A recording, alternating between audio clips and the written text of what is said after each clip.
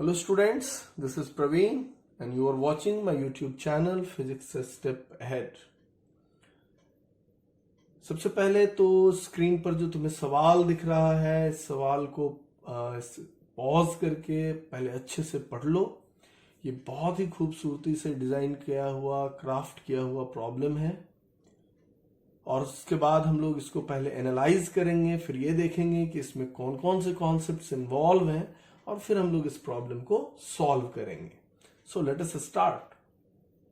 Problem कह रहा है कि एक पॉइंट चार्ज Q प्लेस्ड है एक न्यूट्रल सिलेंडर के एक्सिस पर, है ना।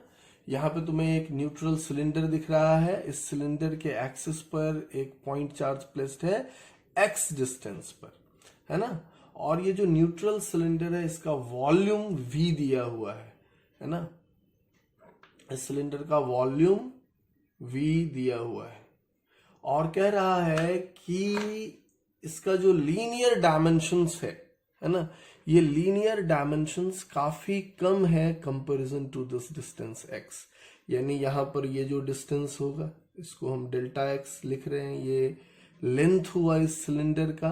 तो यहां पर कह रहा है कि ये डेल्टा x काफी कम है x से। और इसका जो क्रॉस सेक्शनल एरिया होगा इस सिलेंडर का उसको हम a से डिनोट कर रहे हैं। ये भी काफी इसका जो डायमीटर होगा लेट इट बी d, तो ये डायमीटर भी काफी छोटा है x से, है ना। कह रहा है कि इस सिलेंडर, इस न्यूट्रल सिलेंडर और इस पॉइंट चार्ज के बीच जो फोर्स ऑफ इंटरेक्शन है वो फाइंड आउट करो दो अलग अलग कंडीशन में।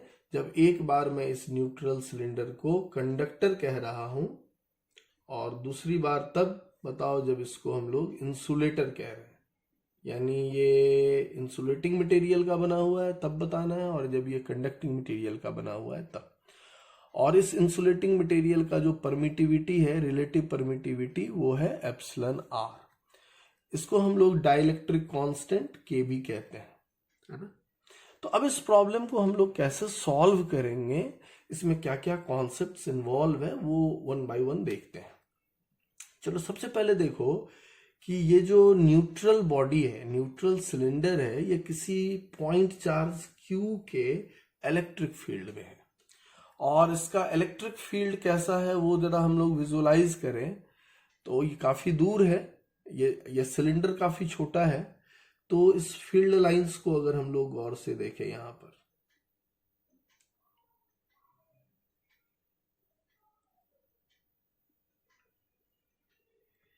ये मैंने इसके एक्सट्रीम फील्ड लाइंस बनाए। और ये चूंकि काफी छोटा सिलेंडर है तो एक्सट्रीम फील्ड लाइंस का जो एंगुलर डाइवर्जेंस होगा ये काफी छोटा होगा। यानी इस फील्ड लाइन और इस फील्ड लाइन के बीच का जो एक्सट्रीम फील्ड लाइंस है इसके बीच का जो एंगल होगा वो काफी छोटा होगा।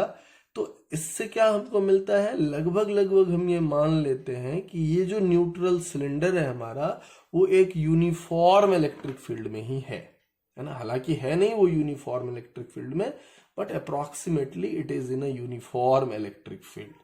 तो इससे होगा क्या, अब होना क्या है कि कंडक्टर को जब तुम किसी फील्ड में प्लेस करते हो तो उसमें एक फेनोमेना हो जाता है इंडक्शन का, है ना, जिसको हम लोग इलेक्ट्रोस्टैटिक इंडक्शन कहते हैं। और एक सिमिलर फेनोमेना होता है इंसुलेटर में जब वो किसी इलेक्ट्रिक फील्ड में प्लेस होता है, उसको हम लोग कहते हैं पोलराइजेशन। हम लोग इसे समझेंगे पहले। लेकिन इस दोनों का रिजल्ट एक तरह से क्या आता है कि यहां इस फील्ड के अपोजिट वाले फेस पर नेगेटिव चार्ज अपीयर कर गया और इस वाले फेस पर पॉजिटिव चार्ज अपीयर कर गया। बेसिकली ये होता इस तरह से है कि यहां पर ये हमारा मान लो कंडक्टर है और ये मान लो हमारा एक इंसुलेटर है। तो कंडक्टर को जब हम लोग एक्सटर्नल फील्ड में डाले तो इसके जो फ्री चार्जेस हैं वो यहां अपीयर कर गया, है ना, और यहां पर पॉजिटिव चार्ज। तो ये जो चार्जेस है ना ये क्या है, फ्री चार्जेस है ना।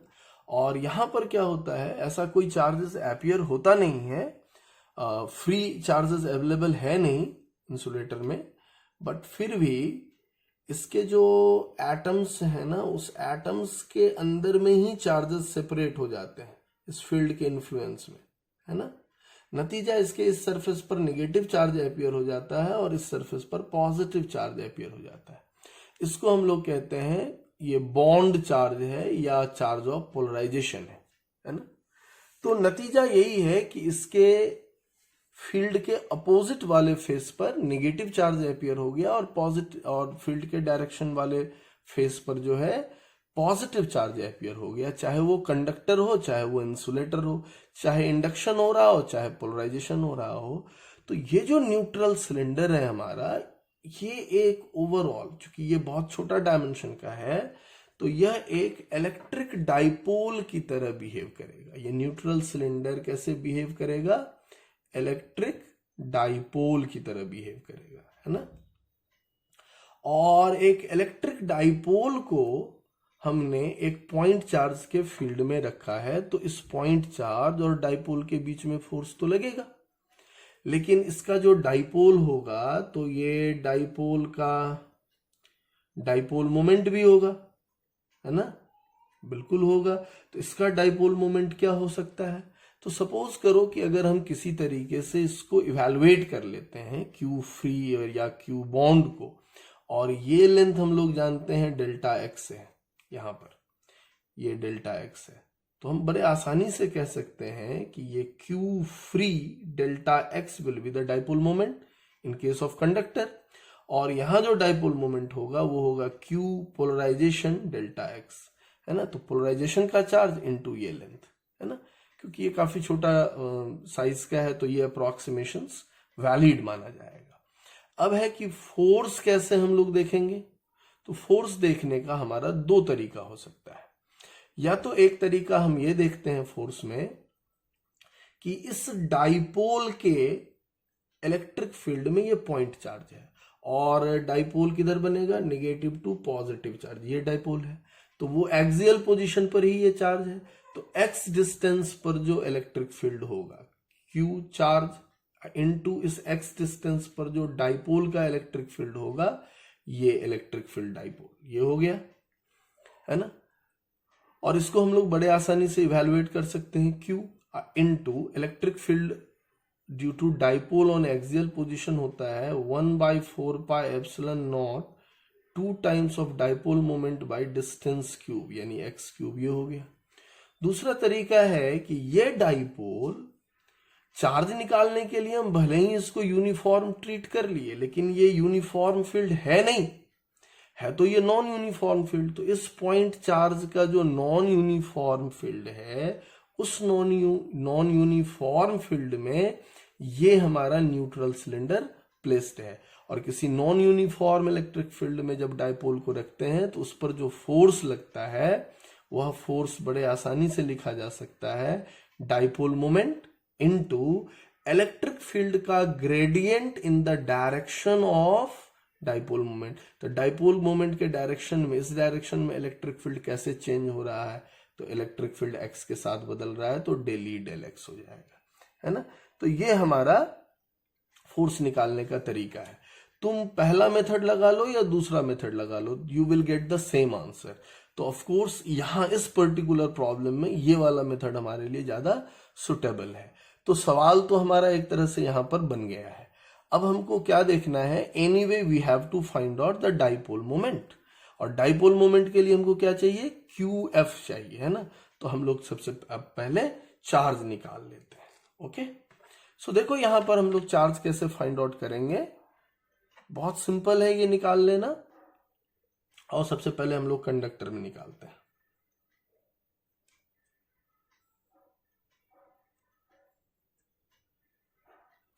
अब यहां पर एक्सटर्नल फील्ड है ना।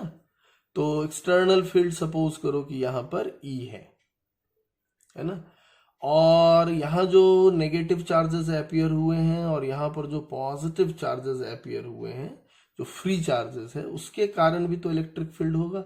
वो हो गया यहां पर इंड्यूस्ड फील्ड। और यह अंदर में हम जानते हैं कि नेट फील्ड जो होता है वो कितना होता है? 0 होता है।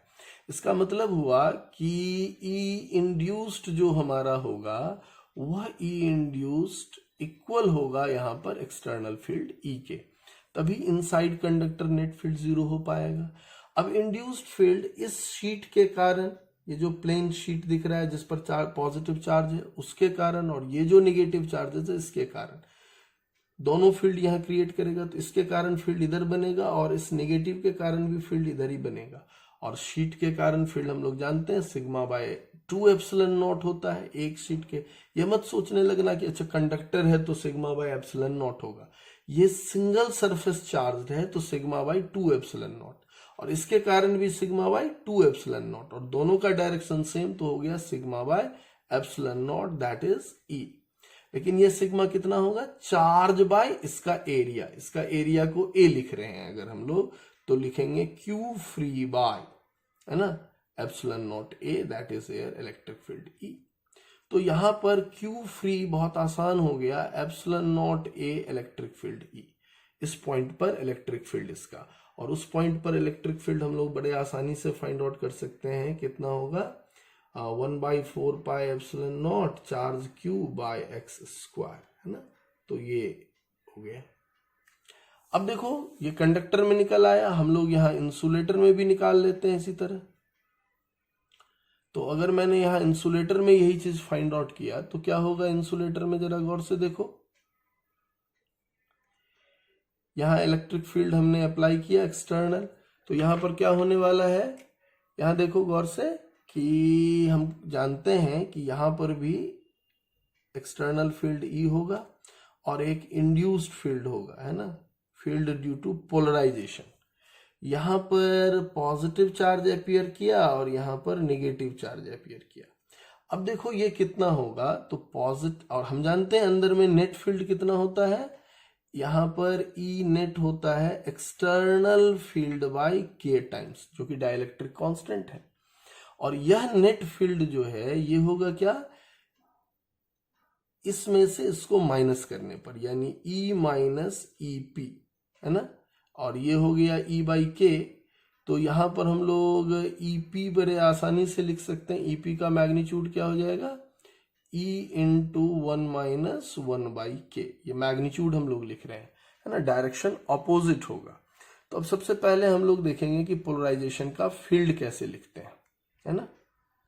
यहां हम लोग देखते हैं, तो पोलराइजेशन का जो फील्ड हो जाएगा वह होगा इस प्लेट के कारण और इस प्लेट के कारण, लेकिन ये डाइलेक्ट्रिक के अंदर है, तो सिग्मा अपॉन के एप्सिलॉन नॉट, सिग्मा बाई 2 के एप्सिलॉन नॉट इसके कारण और सिग्मा बाई 2 के एप्सिलॉन नॉट इसके कारण। तो ये हो जाएगा हमारा external field E into K minus 1 upon K, है ना, और सिग्मा कितना हो जाएगा, q of polarization divided by area, that is K epsilon naught A, और here it is E into K minus 1 upon K, यहाँ के कैंसिल हो गया, तो क्यू ऑफ पोलराइजेशन कितना हो गया, एप्सिलॉन नॉट ए ई इंटू के माइनस 1, है ना। तो हमने यहां पर क्यू फ्री फाइंड आउट कर लिया, क्यू फ्री अपने को कितना मिला, एप्सिलॉन नॉट ए plate area into electric field, और इलेक्ट्रिक फील्ड है ई इंटू डेल्टा एक्स, और ए इंटू डेल्टा एक्स क्या हो गया, वॉल्यूम, तो ये कितना हो गया, epsilon not E into volume, और यहां पर क्या हो गया, पी का वैल्यू, ये देखो, तो ये हो गया क्यू ऑफ पोलराइजेशन, और क्यू ऑफ पोलराइजेशन हमारा निकला हुआ है कितना, एप्सिलॉन नॉट ए ई, तो एप्सिलॉन नॉट ए ई के माइनस 1 इंटू डेल्टा एक्स हो गया, और ये कितना हो गया, ये हो गया epsilon not E into K minus 1, और एरिया इंटू डेल्टा एक्स, है ना, तो इसका cross sectional area into delta x क्या हो गया, volume, so it is V. तो डाइपोल मोमेंट्स हमें मिल गया है। अब हमें इवैल्यूएट करना है फोर्स, है ना, तो अब फोर्स हम लोग बड़े आसानी से लिख सकते हैं। यहां पर देखो फोर्स कैसे फाइंड आउट कर सकते हैं, तो या तो ये मेथड लगा लो या फिर ये मेथड लगा लो। तो हम लोग ये लगा के बना लेते हैं और ये तुम्हारा होमवर्क होगा, ये बड़े आसानी से लिख सकते हो। इलेक्ट्रिक फील्ड पता है तुम्हें, तो इसका डेली डेल एक्स इसका डेरिवेटिव निकाल लोगे और फिर करोगे, you will get the same result here. तो हम लोग ये देखते हैं, है ना।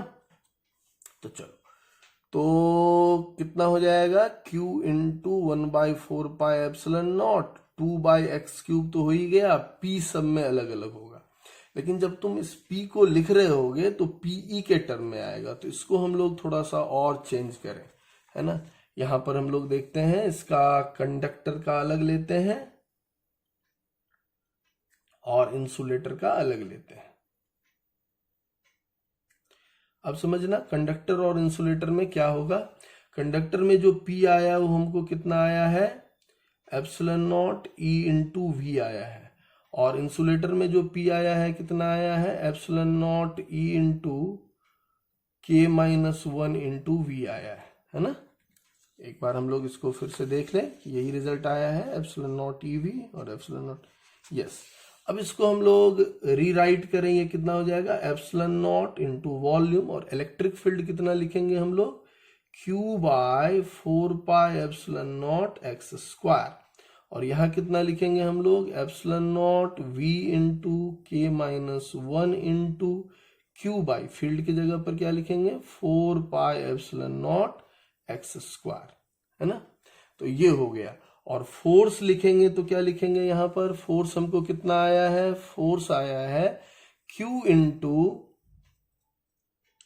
तो हो गया 2q/4πε0 इंटू p/x³, है ना।